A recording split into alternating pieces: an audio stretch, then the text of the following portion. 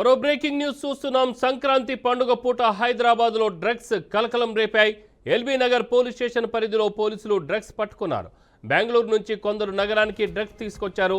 LB నగర్లోని మారుతి లాడ్జ్లోని 306 రూమ్లో పోలీసులు ఆకస్మిక తనిఖీలు చేపట్టారు. ఎంఎండిఎస్ డ్రగ్స్ విక్రయిస్తున్న 4 యువకులను పోలీసులు అదుపులోకి తీసుకున్నారు. సంక్రాంతి టార్గెట్గా చేసుకుని నగరానికి డ్రగ్స్ తీసుకొచ్చి విక్రయిస్తున్నారన్న సమాచారంతో పోలీసులు దాడి చేసినట్లు తెలుస్తోంది.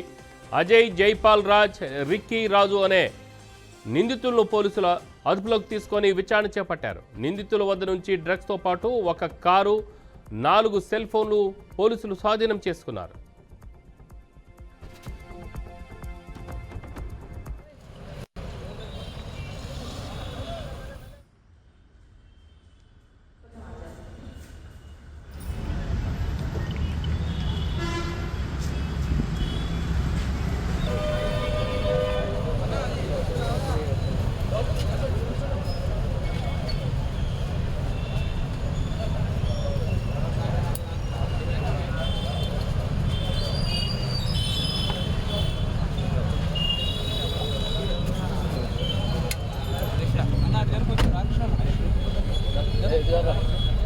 కొంచెం ముందు జరగండి.